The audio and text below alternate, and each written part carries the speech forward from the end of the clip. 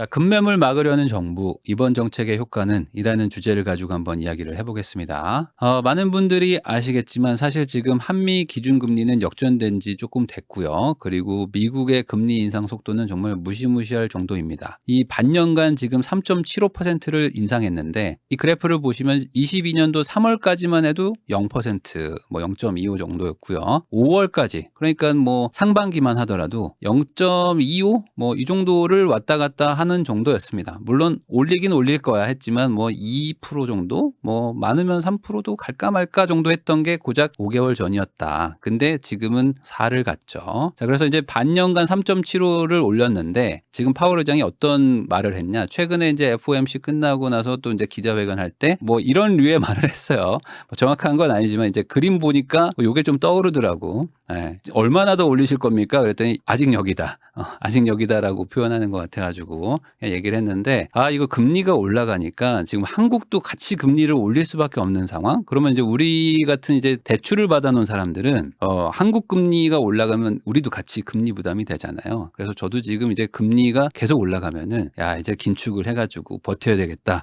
이제 힘들겠는데? 라고 생각을 한단 말이죠. 자, 그러면 지금 우리 한국은 미국하고는 약간 좀 다르죠. 미국은 지금 뭐 지표가 다 좋아가지고 더 올려야 된다. 뭐 이렇게 올려도 실업이 안 생기고 뭐 인플레가 안 잡히고 사람들이 돈이 많고 뭐 지금 뭐 아무 문제가 없는데요? 라고 막 하고 있지만 한국은 전혀 그렇지 않죠. 한국은 지금 상황이 별로 좋지도 않았고 금리를 올리기도 사실 부담스러운 상황인데 여기서 미국이 가니까 큰형이 가니까 어떡합니까? 우리도 가야지. 그러니까 우야노 어짜노 하면서 우리도 금리는 따라가는데 어디 하나 터지면 지금 큰일인 상황이라는 거죠. 거기다가 지금 최근에 여기 레고 있죠? 레고도 지금 깍꿍 한번 했고 그리고 지금 흥국생명이 한번 또 난리 한번 날 뻔했는데 뒤늦게 소잃고 외양간 한번 고치면서 지금 전체적으로 지금 채권 시장에서 삐걱삐걱거리고 있습니다. 근데 여러분들도 잘 아시겠지만 이 금리라는 거는 저격총이 아니라 산탄총이죠. 그래서 아니 집값을 잡으려면은 금리를 올리면 된다. 그거는 이제 타겟을 하는 건데 그게 아니고 금리는 그냥 산탄총으로 막 쏴버리는 거죠. 그러니까 어디서 어떻게 터질지 모르는 거고 그래서 뭐 흥국생명, 레고랜드 지금 뭐 예측이 불가능한 곳들에서 막 팡팡팡 터지는 게 우리는 지금 실시간으로 보고 있습니다. 자, 그러니까 지금 또 하나의 문제가 여기죠. 바로 이 주택 쪽입니다. 지금 주택 가격이 문제가 아니고 거래량이 지금 실종 상태인데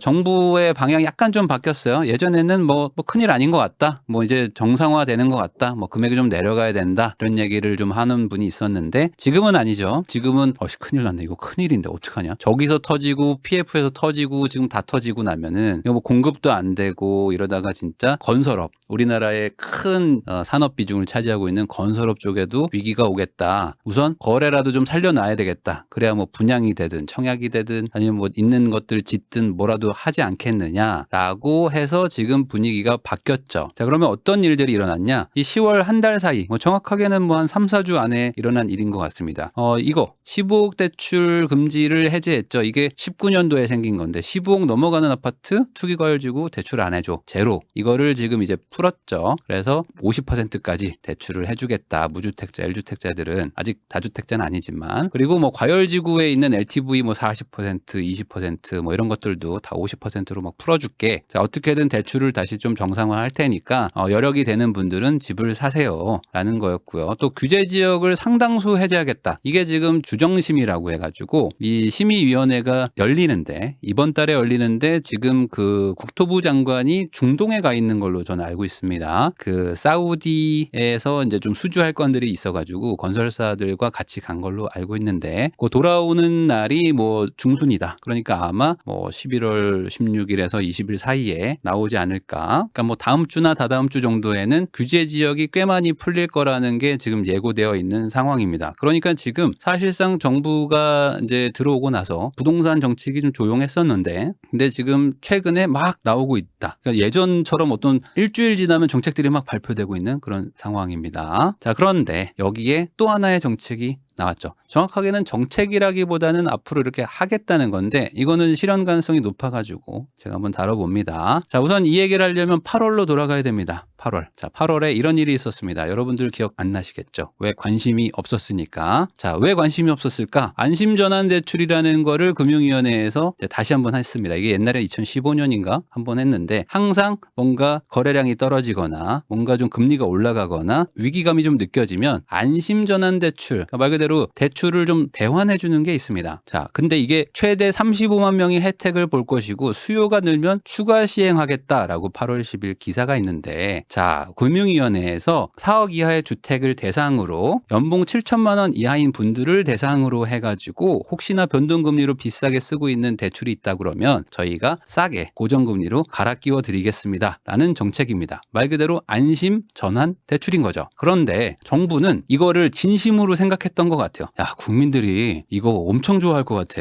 그래서 신청 진짜 많이 할 것 같은데? 라고 생각을 했었다. 왜 그러냐? 여러분들 요거 보셨어요? 이게 금융위원회와 한국주택금융공사에서 만든 것 같은데 안심전환대출 신청 방법 및 신청 일자까지 이제 아주 자세하게 만들었어요. 그래서 자, 이거 너무 많이 올 것 같으니까 자, 주택가격 3억 원 하고 4억 원으로 끊자. 그리고 이것도 5부제로 갑시다. 자, 5부제로 가가지고 너무 몰리면 안 되니까 너무 많으면 어떡하지? 이거 5부제로 가야 되는데 라고 하면서 진지하게 정말 단디 준비했단 말이죠. 근데 이제 딱 시작한 거예요. 언제? 2022년 9월 15일에. 자, 4억 이하 주택들. 자, 여러분들 지금 변동금리 많으시죠? 신청하세요. 라고 딱 문을 열었더니 어떻게 됩니까? 우리 시장의 반응은 그냥 타짜의 조승우 같은 느낌. 그냥 싸늘했죠. 정확하게는 그냥 있는 줄도 모르고 넘어간 분들이 많습니다. 물론 이제 그 뭐 사채를 쓰신다거나 아니면 뭐 거의 뭐 저축은행 같은 거 이래서 막 7%, 8%, 10%막 이런 거 쓰는 분들도 있어요. 사실 저가 주택에서 오히려 그런 분들이 더 많거든요. 그래서 그런 분들이 좀 갈아탔을 수는 있지만 그냥 일반적인 회사 다니면서 집을 사가지고 뭐 담보대출을 받았던 분들, 그런 분들 입장에서는 아예 대상조차 되지 않으니까 그냥 시장의 반응은 아주 싸늘했다. 왜 그러냐? 우선 4억 이하의 아파트가 별로 없었어요. 그래서 뭐 많이 오르기도 했고 거기다가 6천 이하로 딱 끊으니까 아니 그럼 연봉이 6천인 사람이 현실적으로 한 3억대 아파트에 살 수 있는 확률은 이게 쉽지 않거든요. 연봉 6천이시면 그래도 3억을 사는 분들이 많이는 없어요. 물론 몇몇 분은 또 있겠죠. 근데 이게 또 오피스텔 또 이런 건 또 안 돼. 이게 안 되는 건 또 많아요. 그러니까 실제로 해보려고 해도 이거 할 수 있는 사람이 없다. 그래서 이게 예상 목표 금액이 한 25조 정도 됐는데 그 중에서 뭐 한 15% 정도, 그러니까 아주 저조한 수준의 목표액만 채웠다고 합니다. 자, 이게 1차였어요. 자, 그러면 2차가 준비돼 있었죠. 2차는 뭐냐? 6억까지 갑니다. 자, 4억까지는 별로 안 됐을 수도 있지만 자, 6억으로 풀어주면 꽤 많이 하는 거 아닐까? 라고 해서 이게 22년 11월 7일 풀린 거죠. 자, 그러면 이게 어떻게 될까? 이제 정부도 약간 조금 걱정을 해요. 그래서 지난번에는 되게 막 대대적으로 준비를 하고 막 했는데 저번에 거 보니까 많이는 안 할 것 같고 그냥 이건 어떻게 되는 건가? 라고 지금 약간 조금 우려하고 있는데 제 생각에는 조금 늘긴 하겠죠. 지난번보다는 어쨌든 6억까지 하면 그래도 대상자가 늘어나는 건 맞으니까. 근데 많이 할 것 같지는 않은 거는 여전한 것 같습니다. 자, 왜 그러냐? 이 안심전환 대출을 좀 내용을 디테일을 보잖아요. 그러면 변동금리를 고정금리로 바꿔준다. 아주 심플하죠. 변동금리, 요즘에 금리 막 올라가는데 이거를 고정금리 플랫하게 바꿔주겠다는 겁니다. 자, 그런데 이게 한 달 단위로 지금 금리가 막 올라가고 있는 상황이다 보니까 거기다가 또 한국은행이 조만간 또 올린다고 하니 그러면 이제 한 달 전, 두 달 전과 지금은 고정금리를 하는 게 얼마나 유리한가가 막 달라진단 말이죠. 자, 지금 금리를 보면요. 뭐 보통 30년 같은 거 많이 받으시니까 청년층은 0.1 깎아줍니다. 그래서 4%예요. 자, 그러면 이게 한 두 달 전만 하더라도 아니 고정금리 4%? 그러면 내가 굳이 그걸 갈아탈 이유가 있나? 이렇게 말하는 분들도 많았어요. 아니 내가 지금 뭐 3.8 뭐 아니면 4.2 뭐 이렇게 받아놨는데 조금 올라가지고 근데 이거 4로 갈아타봐야 그게 그거 아닌가? 라고 생각을 했는데 이제는 아니죠. 이제는 또 금리가 또 많이 올랐고 더 올라간다고 하니까 4% 갈아탈만 한데 자, 그런데 이게 다 해주냐? 그건 아닙니다. 저는 대출 뭐 4억 있는데요. 다 해줍니까? 그건 아니고 기존 대출의 잔액 내 최대 3억 6천까지 해준다. 그리고 뭐 원리금 균등으로 뭐 30년까지 해준다는 거죠. 물론 여기 DTI를 좀 보는 게 있습니다. 뭐 DSR보다는 좀 규제가 좀 약하다고 보시면 돼요. 그래서 대출 잔액 중에 3억 6천까지는 해주는데 이게 또 무제한 해주는 것도 아니고 거기다가 뭐 약간 여유가 있긴 하지만 그래도 소득이 1억 원까지로 제한이 됩니다. 7천만 원보다 낫죠. 그렇지만 소득 1억으로 또 제한이 된다. 그러니까 주택 가격의 제한, 소득의 제한. 그리고 3억 6천까지 한도의 제한도 있는 거죠. 이게 좋은 건 이겁니다. 기존 대출을 상환하고 이제 새로 대환하는 건데 보통 대부분 상환 수수료가 있습니다. 그래서 중도 상환 수수료 중간에 상환하면 내가 이자를 손해 보니까 수수료로 떼가겠다라고 있는데 요거는 이제 정부 정책 자금이다 보니까 은행들 보고 상환 수수료 받지 마라. 그냥 이자 감면 정책이야. 라는 건데 이제 문제는 이겁니다. 이 안심전환으로 대환하는 거는 기존 대출에서 요런 건 또 빼요. 그냥 정책 모기지 뭐 보금자리 이론 적격대출 디딤돌 이런 거 받아놓은 분들은 야 너 어차피 고정금리 아니야. 그리고 너 이거 내가 한번 혜택 준 거 아니야. 근데 너는 안 돼. 라고 하면서 또 빠지는 거고 또 고정금리로 또 받아놓은 분들도 있어요. 어떤 대출이든 간에. 그럼 넌 이미 고정인데 뭐하러 하냐 하면서 또 빠집니다. 그러니까 이래 빠지고 저래 빠지고 거기다 가장 큰 거 6억이면 또 안 되고. 자, 물론 이게 이 기존 대출을 일부 상환하는 것도 가능은 합니다. 저는 뭐 4억 5천 받아놨는데 3억 6천만 그럼 이렇게 저금리, 고정금리로 바꿀 수 있나요? 하면 가능은 한데 여기 또 이렇게 적혀 있더라고요. 안심전환 대출은 근저당권 1순위가 원칙이다. 그 말은 뭐냐? 기존에 뭐 어떤 대출이 있다 그러면 이거를 다 전액 상환하는 조건으로 이게 1순위로 들어가는 게 아닌가 뭐 그렇게 보입니다. 그러니까 뭐 기존 대출 중에 또 일부 뭐 보금자리론이나 디딤돌 같은 게 있으면 뭐 후순위로 들어갈 수 있다. 어차피 뭐 정부 돈들이니까 내가 2순위 들어갈게. 그렇지만 뭐 다른 은행들은 야 그래도 내가 1순위로 가는 게 원칙이지. 다 갚어. 다 갚고 내가 들어간 다음에 그 다음에 뭐 뒤로 받든지 뭐 그건 네가 해. 라는 취지인 거예요. 그래서 뭐 가능은 하지만 현실적으로 뭐 많지는 않다. 대신 좋은 건 이거죠. 이게 DSR을 적용하지 않는다는 거. 그리고 DTI를 60%를 적용한다고 하는데 사실 DTI 60%면은 되게 높은 겁니다. 그래서 뭐 요 정도 소득의 이런 정도의 규모라면은 대부분 뭐 아마 요렇게 해당되지 않을까. 소득 때문에 못 받는 건 아닌데 집값 때문에 못 받거나 뭐 이런 것들이 더 문제였던 거죠. 이자가 되게 괜찮죠? 지금 보면 되게 괜찮죠? 이게 몇 달 전만 해도 너무 높은데 했는데 지금은 괜찮은 느낌. 지금 뭐 대출 받으려면 뭐 4점 후반에서 5% 넘어가는 상황에 3.7로 고정이다? 그러면 이거 괜찮지. 라고 할 정도는 되는데 그 실제 신청이 저조한 이유입니다. 자, 거기다가 가장 큰 문제는 이거죠. 보금자리론과 금액대가 겹쳐요. 그래서 6억 이하만 되는데 사실 6억 이하 집을 사는 분들 치고 보금자리론을 안 쓰는 분들이 별로 없습니다. 이 보금자리론 많이 쓰셨단 말이죠.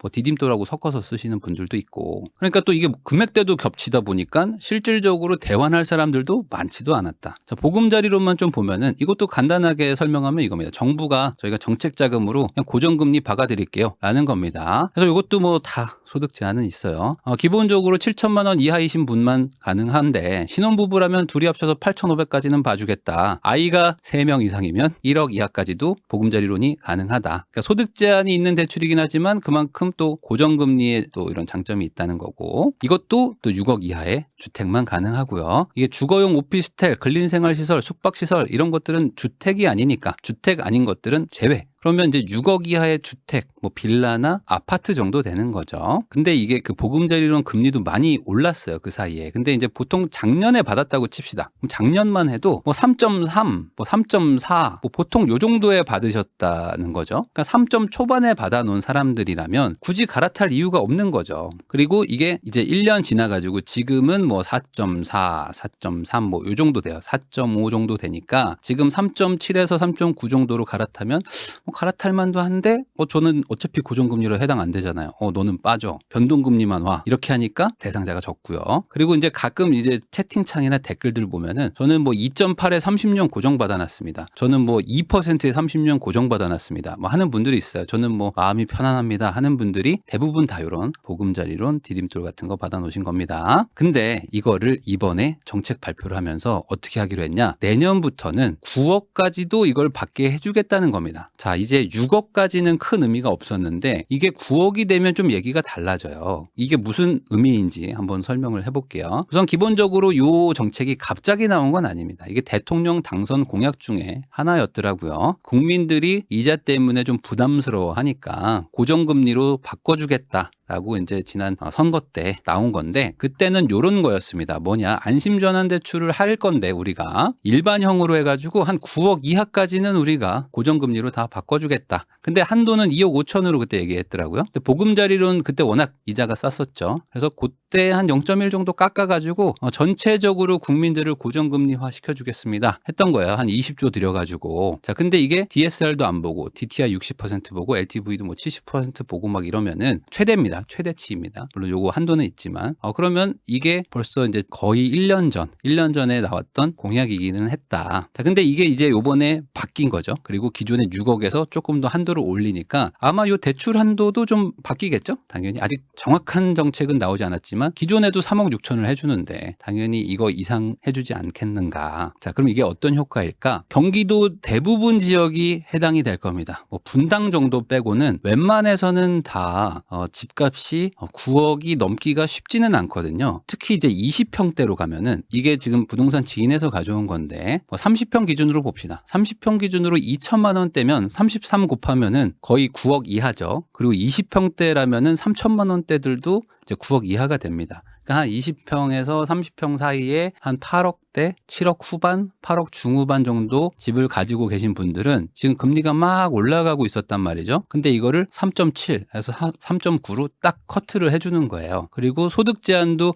없다고 하는 것도 지금 있어요. 이게 지금 아직 정확하진 않은데 소득이 뭐 1억 이하든지 아니면 소득 제한을 만약에 풀어버리면 꽤 많은 분들이 대상이 되지 않을까. 일부 뭐 지역들 빼고는요. 판교나 뭐 분당 쪽 빼고는 웬만해서는 9억대로 들어가거든요. 물론 서울은 안 됩니다. 서울은 뭐 특정 지역들만 되지만요. 서울도 좀 싼 지역들은 있긴 있어요. 그래도 이거는 좀 파급력이 있죠. 6억으로 끊는 거랑 9억으로 확대를 하는 거는 꽤 많은 대상자 차이가 날 것이다. 자, 그러면 이게 9억이잖아요. 그럼 기존에 이 아파트를 사는 분들은 이게 LTV 규제가 있었습니다. 이게 40%였어요. 그러면 이게 40%를 딱 적용을 받으면 9억짜리 아파트 샀다. 그럼 49, 36, 3억 6천입니다. 그러니까 이게 숫자가 지금 딱 맞죠. 그러니까 지금 경기도권에 뭐 작년에 집을 사셨거나 뭐 한 분들, 뭐 변동으로 해놓으신 분들 입장에서는 금리가 막 올라가고 있었는데, 나 이거 대출 거의 그대로 갈아탈 수 있는 거죠. 거의 동일한 금액으로 뭐 지금 만약에 뭐 4.5나 뭐 5.1 뭐 이렇게 내시는 분들이 갑자기 3.9로 30년 고정을 받는 거예요. 그러면 이게 어떤 의미일 것이냐? 이제 좀 안정화가 좀 되는 거죠. 나 이거 어떡하지? 라고 했을 때 거의 똑같은 금액을 그대로 대환을 해주니까. 그래서 이 정책의 의미는 이렇게 보시면 될 것 같아요. 현재 실거주 하시는 분들도 있을 겁니다. 나 LTV 40%로 3억 6천 받아가지고 거기에다가 뭐 신용대출 조금 받아가지고 나 실거주하고 있는데 여보 지금 금리 계속 올라가서 어떡하죠? 이거 내년 되면 더 올라간다는데. 자, 그런 분들은 지금 대출을 그대로 대환을 하시면 되죠. 물론 신용대출 이자는 뭐 변동금리일 수는 있지만 그래도 대부분을 차지하는 주담대는 좀 한결 좀 마음이 편해지는 거고요. 그리고 지금 전세를 끼고 뭐 임대인이 되신 분들이 있을 겁니다. 그런 분들은 이제 전세가 나가야 될 수 있잖아요. 또 요때 나갈 때 대출 받고 이걸 또 고정으로 또 받아가지고 입주를 할 수도 있다라고 생각하면은 이거 전세금을 이번에 아예 돌려주고 이번에 이거 받아가지고 들어가야겠다라고 생각을 할 수도 있다는 거죠. 그만큼 지금 정부의 입장에서는 어떻게든 급매나 급락을 막으려고 하는 거다. 그래서 지금 이 금리 수준이 급등전 금리 수준입니다. 그러니까 작년 정도 금리에서 약간 올린 정도예요. 그러니까 이 정도는 다들 감당할 수 있는 수준은 된단 말이죠. 그래서 이거를 해석하면은 급매 던지지 말라라는 의미와 거의 같다고 봅니다. 저번에 한번 제가 정책 한번 분석한 것 중에 그거 있었죠. 비상민생회의 하면서 청약 당첨자들 기존 주택 처분기한 연장해 준 거. 입주 시점으로 6개월 안에 무조건 팔아야 됐던 거 있잖아요. 이거 하면 다 급매로 막 던지니까 안 그러면 뭐 형사처벌되고 아니면 분양이 취소되고 해서 입주 시작되면은 그때부터 막 물건이 막 쏟아져 나왔는데 이것도 2년으로 늘려줬잖아요. 이거 왜 늘려줬다고요? 이렇게 해가지고 급매물 나오는 것들 막으려고. 시세가 너무 급락하거나 하면은 금융적으로도 부담도 되고 전체적으로 거래도 딱 위축되기 때문에 하방을 막아주려고, 하방을 지지해 주려고 하는 정책이었다. 근데 이번 정책도 같은 의미라고 보시면 될 것 같아요. 자, 결국에 지금 정부는 거래 활성화를 하려고 합니다. 지금 거래량이 너무 떨어지기 때문에 거래 활성화를 해야 되는데 집값이 막 계속 떨어진다거나 사람들이 다 급매를 기다리고 있으면 어떻게 됩니까? 거래를 할 수가 없잖아요. 그러니까 여기가 거래해도 되는 선이다. 이 지지선을 보여주려고 하는 게 아닌가라고 저는 뭐 추측을 합니다. 그래서 결론만 말하면은 이 두 정책들, 저번에 이제 청약 받으면 1주택자들은 6개월 안에 던져야 되는 거, 그것도 이제 2년으로 늘려줬고, 이번에 이제 올해는 아니고 1월부터 이제 정책이 반영되면 9억 이하의 아파트들은 이제 고정금리로 전환이 된다. 그러면 급매물들은 좀 아무래도 좀 줄어들 수밖에 없을 것 같아요. 당장 어떤 불안 심리가 고정금리로 바뀌면 계산이 되니까. 지금은 계산기를 두드릴 수가 없다는 게 가장 큰 불안 요소거든요. 언제까지 가는 거야? 근데 남들은 모르겠고 나는 3.9에 받았다. 그러면 나는 뭐 이 정도 내면 되는 거지 뭐 라는 게 계산이 된다는 거죠. 자, 그래서 11월 중순에 지금 주택정책심의위원회의 규제지역 해제가 예고돼 있는 상태고, 뭐 국토부 장관 말로는 상당히 많은 것을 풀 것이다 라고 아예 생방송에서 공언까지 했기 때문에 요거랑 지금 연계되면은 이게 꽤 많이 상황을 바꿀 수 있는 부분이 있습니다. 이게 비규제 지역이 늘어난다는 거, 거기다가 고정금리로 다 전환해 준다는 거, 그리고 기본적으로 대출 규제를 많이 해제를 해줄 거예요. 과거 대비. 그러면 금리 높은데 무슨 소리냐 하실 수도 있지만, 또 고정금리를 또 지금 제시를 했기 때문에, 그리고 금리도 거의 작년 수준으로 낮춰주니까, 이러면 비규제 지역에 고정금리 받아서 대출 받을 수 있겠다. 결론은 지금 침체로 가면 안 된다. 그 전에 어떻게든 활성화를 시키겠다는 그런 논리인 것 같아요. 자, 근데 지금 많은 국민들이 하락한다고 얘기를 하고 있고, 그리고 이거가 지금 대세가 됐기 때문에 정부 입장에서도 지금 규제를 풀 명분이 있습니다. 왜 그러냐면, 또 어떤 분들이 이렇게 얘기하는 게, 규제를 왜 푸냐. 근데 정부는 이러는 거죠. 규제 풀었는데 효과 없지 않냐. 조정 대상 지역 다 풀었는데 봐라, 지방에 뭐 올라가냐. 그러니까 규제 다 풀겠다. 규제를 풀어놔야 나중에 다시 규제를 할 수 있지 않냐. 이런 명분을 가지고 지금 진행을 하는 거죠. 결국에 정부도 이제 민심을 얻어야 되는데, 뭐 막 올라갈 때 풀 수는 없죠. 그러니까 풀어도 욕먹지 않는 분위기여야 되는데 지금은 그런 분위기로 보입니다. 그러니까 지금 정부가 풀 거는 계속 푸는 것 같은데, 그 푸는 속도가 생각보다 빠르다는 거죠. 지금 급변하고 있는 속도만큼 정책 해제도 대단히 빠른 수준으로 가고 있고, 아마 뭐 12월이나 1월에 또 풀지 않을까 싶어요. 계속 풀 것 같습니다. 왜냐면 집값 상승을 유도하는 게 아니고 지금 거래가 너무 중단돼 있으니까 활성화를 시키려는 거죠. 저는 지금 요거를 보고 있어요. 이게 사실은 핵심이거든요. 지금 이 집값이나 뭐 아니면 이 시장 분위기를 반전시키는 거는 1주택자나 무주택자들의 그 수요 가지고는 어렵습니다. 사실 지금 많은 다주택자들, 이 분들이 자금을 어떻게든 융통해서 또 움직이고 하는 분들이죠. 그러니까 어찌 보면 다주택, 특히 이제 2주택 넘어가는 3주택, 4주택 이런 분들이 이런 위기와 어떤 그 시장이 막 얼어붙었을 때 선봉대 역할로 막 움직이는 분들이거든요. 이런 분들이 사실 움직여야 되는데, 지금 대출 규제도 다주택들은 건들지 않고 있어요. 그러니까 아직 이거는 아니다. 우선 요거 풀어놔보고 상황 보겠다. 이러고 있는데, 지금 대출 규제들도 막 풀리고 있고 지금 뭐 조정 대상 지역들도 다 풀어버리면 사실 조정 대상 지역 푸는 것 자체가 다주택 대출 금지 해제거든요. 비규제 지역이 되면 다주택자들이 대출이 막 나오기 시작합니다. 그러면 또 요게 이제 아마 가장 큰 시장에 영향을 줄 수 있는 정책일 텐데, 아직 요거는 쥐고 있다는 거. 그리고 더 큰 게 사실 요거죠. 거래를 하려면 결국에 취득세라는 거를 부과를 받게 되는데, 취득세가 지금 뭐 8%, 12%씩 내니까